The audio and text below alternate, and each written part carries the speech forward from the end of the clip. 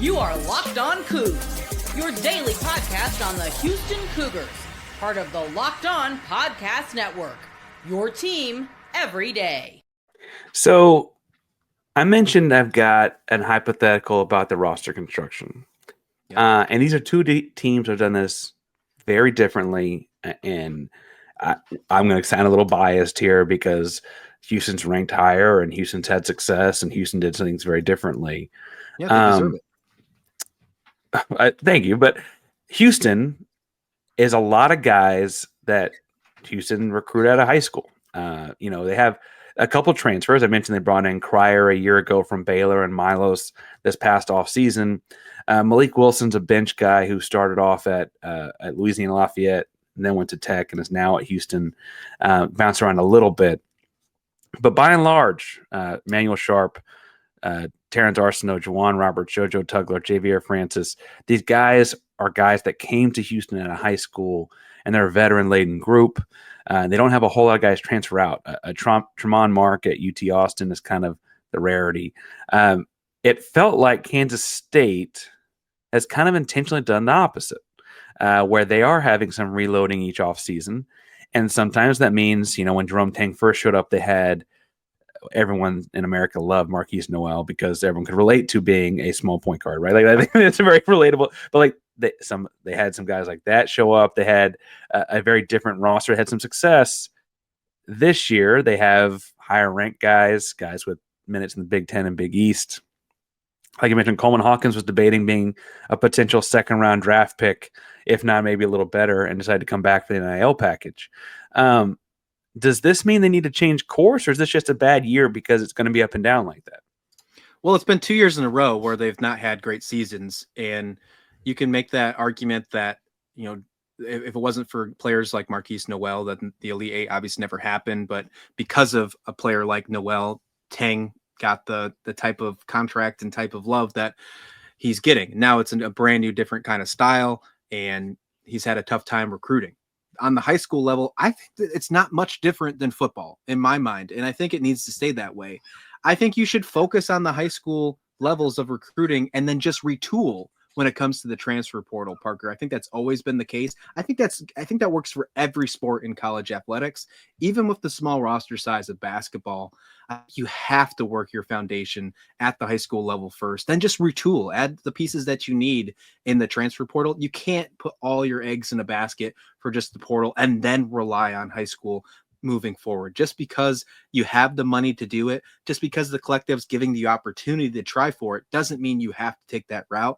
I think Kansas State's learning the hard way in this case.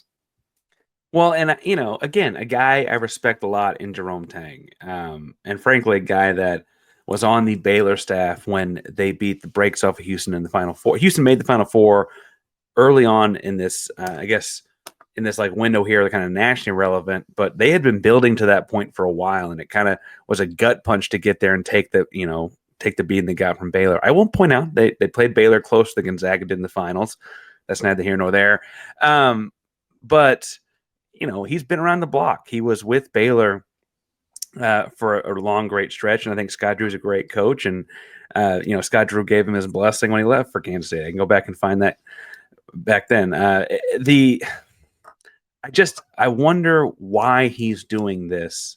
He's a great coach. I don't know that he needs to be doing this. Do you have any, it's just simple as the guys have the money and say, hey, this is what we want to do. And why is he doing it? Yeah, I wish I had that answer. I really do. But when you look at what's happening forward, it doesn't look like it's going to change because the recruiting class for next year doesn't look like it's much better right now as well. The class for 2026 or 2025, I guess, whatever the number would be in this case, it doesn't look much better. There's not many players that are committed for the following year or the year after to put that on there. So there's still a lot of work to do for Kansas State if they want to shift that focus, if that's even what they intend to do. But regardless of the fact, I'm hoping that it's just they picked a couple players that just didn't work out. It didn't gel. They're more focused on just collecting the paycheck than gelling as a team and moving forward before they make that next step to the NBA. Maybe the Coleman Hawkins problem was, or the decision for Coleman Hawkins wasn't the best decision. Maybe you want to look at a guy that's trying to make the NBA or trying to make that next step up that still has a chip on his shoulder rather than, already declaring for the NBA draft and then taking a step back to collect the paycheck first. Maybe you have to get a lower level player in the eyes of that aspect. Regardless of how you decide to do it, I think you have to focus a little bit more on players' culture or buy-in. They keep using this word buy-in, Parker, this entire season. It's been the buzzword of the team. And I think they're having a hard time trying to find players that gel. And if you're going to try and focus on having that as a success, as a cornerstone of your program, then you're going to have to do a better job at recruiting, whether it is in that portal or in the high school levels, on certain character type guys that you're looking for. It sounds like they didn't do that this type around, at least in the eyes of Jerome Tang and his coaching staff. 7-7, 1-2 in the Big 12. Magic crystal ball tells you, but Christian, it's going to be a successful year at the end of it. What happens between now and then to make it successful? I feel like it's almost out of the question that they don't make the NCAA tournament. Like, I was hoping for a bubble team after the way that non-conference started.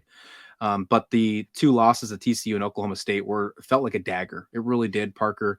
And I feel like you have to have, just to even remotely have a chance at making the NCAA tournament, I'm guessing 13-7, maybe even 14-6 in the conference is what you'd need after that terrible non-conference record.